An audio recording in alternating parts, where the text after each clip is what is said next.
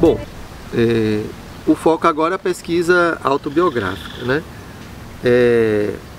E aí, qual é a sutil, a delicada diferença entre a pesquisa biográfica e a pesquisa autobiográfica? Na verdade, na prática, muito pouco essa diferenciação ela vai aparecer, né?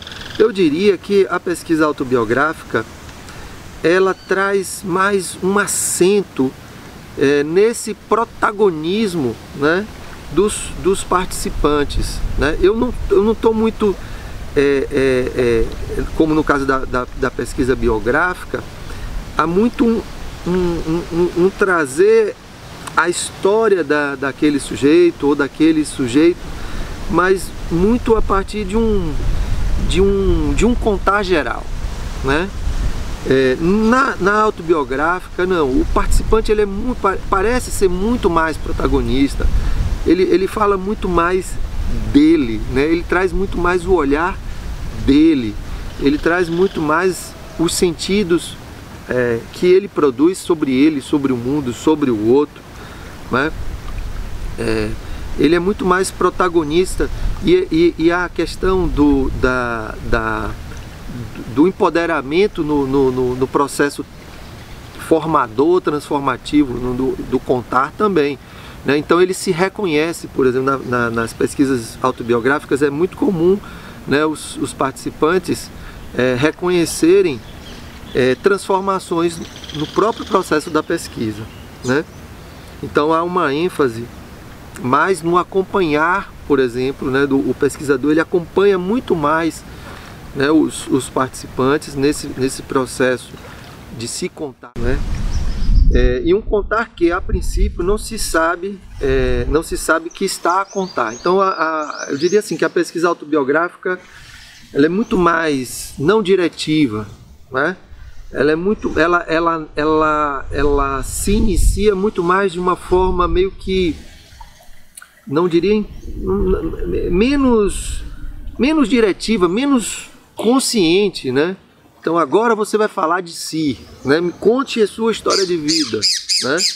Na pesquisa biográfica, né, isso se dá, digamos assim, de uma posição do menos visível ao mais visível, né? Então dos participantes, por exemplo, sutilmente, né, trazerem as suas memórias, não com uma intenção inicial, agora conte sua história, né? Então é um trazer a história, um contar, né? É um narrar, um reviver as memórias de um modo muito mais sutil, né? E que gradativamente os sujeitos vão se apoderando, vão se dando conta, né, do próprio processo. E um exemplo, né, de dispositivos de produção de informação em relação à pesquisa autobiográfica é o que a gente chama de observações à deriva, né, a ideia do flaneur, né, que sai zigue-zagueando, né, e a partir desse zigue-zague, desse deixar levar, né, deixar fluir, é a ideia do viajante perdido propositadamente. Então a ideia é quando a gente vai para, sei lá, fazer uma viagem, né, e você vai para onde? Não sei, eu vou sair por aí. E aí você sai andando pelas ruas, né, pelas praças, e vai seguindo aquilo que chama a atenção. Então você não tem necessariamente assim um roteiro tão prévio, tão estabelecido, você vai fluindo, né? Então a observação à deriva, né? Imagine uma observação participante, né, onde você está ali naquela comunidade e você se deixa levar, né, pelo cotidiano da comunidade. Então você não tem um roteiro pré-definido, eu vou entrevistar o dono do armazém, depois eu vou a dona de casa, depois eu vou ali no outro comerciante. Não, você, né, na vivência do cotidiano, você vai navegando, né, na fluidez, né, desses encontros, desses desencontros, né? E aí, como eu falei, né, entrevistas não diretivas, né, entrevistas que vão, no caso de entrevistas entre aspas, que se dão nessas observações à deriva, né, são fortuitas, né? Mas podem acontecer também entrevistas mesmo, você convidar alguém, chamar alguém, marcar um momento específico para conversar, e aquela conversa, né, ela não tem uma perguntas prévias que estão para ser colocadas, né? Uma conversa que vai fluindo, né? E a apropriação e tomada de consciência gradativa das histórias também, eu acho que é uma outra característica também, né? Onde há sim aí uma intencionalidade, né, do pesquisador, da proposta do projeto, de que nessa fortuitividade, né, nesses atos fortuitos, casuais, né, os sujeitos vão se dando conta, né?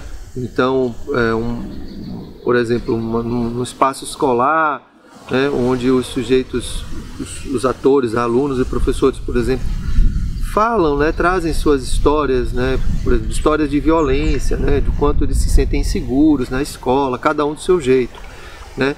E aí os alunos falam que sonham com uma escola colorida, com piscina, com quadra, né, uma escola arejada.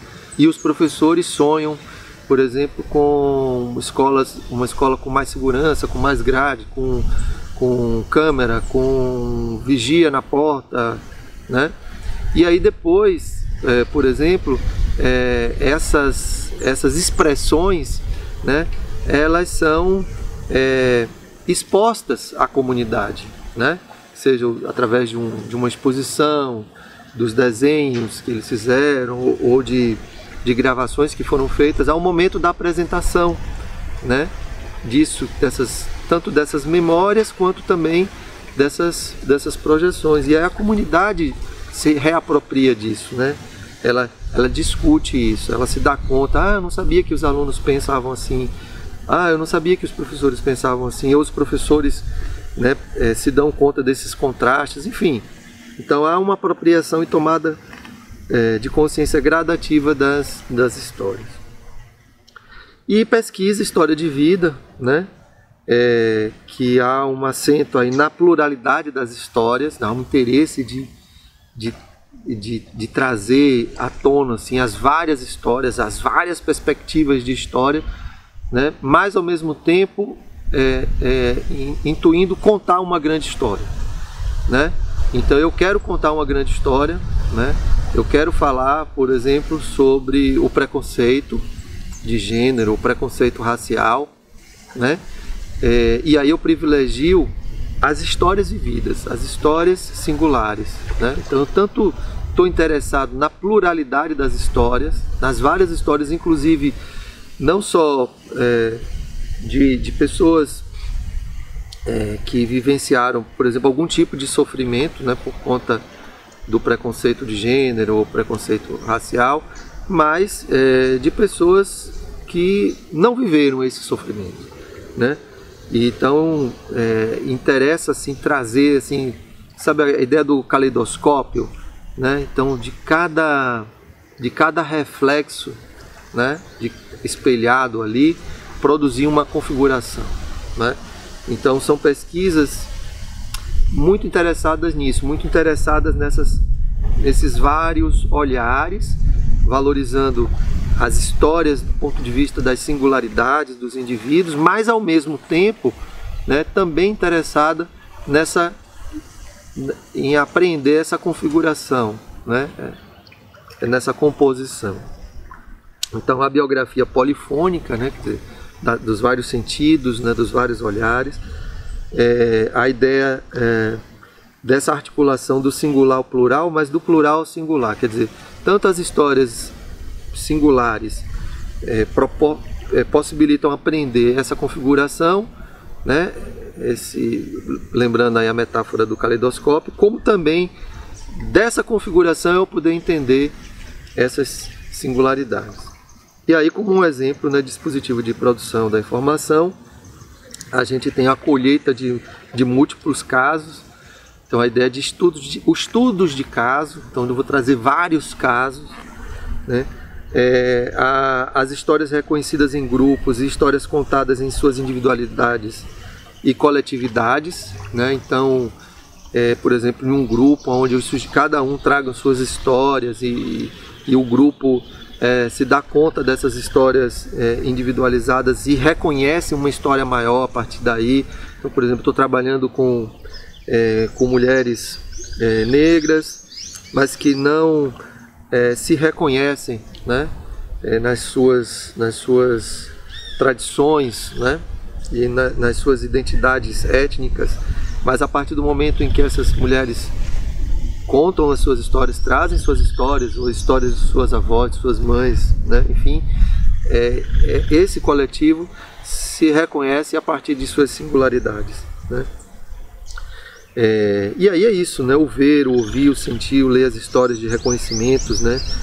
A partir dos múltiplos recursos. Em todas essas abordagens, elas estão atravessadas por esses múltiplos recursos, porque aí é o que eu estava falando da bricolagem, quer dizer, você como, né, pesquisador está pensando em desenvolver o projeto, como, né, qual a ênfase que eu vou dar, né? Então não se preocupem muito assim a princípio em minha pesquisa é isso ou é aquilo, é narrativa, é autobiográfica, é biográfica, é história de vida, é uma pesquisa formação, é pesquisação. O que é minha pesquisa? É um estudo de caso. Acho que não se preocupem muito, pelo menos a princípio, com essa nomeação. Se preocupem, né, em estabelecer, né, e delimitar o objeto de sua pesquisa, consequentemente aí, né, o objetivo da pesquisa. Procura entender melhor assim, qual a ênfase que você quer dar, né? Qual a ênfase, uma ênfase maior no processo, né? Na própria narratividade, uma ênfase maior nas transformações, na formação, né? Uma ênfase maior no protagonismo desses sujeitos, uma ênfase maior nas histórias singulares e nessa história coletiva. Qual é a ênfase, né? Que realce você vai querer estabelecer e a partir daí se autorizar, né? Se permitir a bricolagem, né? A própria inventividade, né? O ato criativo, né? Do método. O método como um momento muito importante na pesquisa, como um momento de inventividade, né? De criação, de autoria, né? E a própria experiência da pesquisa, né, é uma experiência narrativa, né, é uma experiência assentada numa temporalidade, né, numa temporalidade de dimensão existencial e experiencial.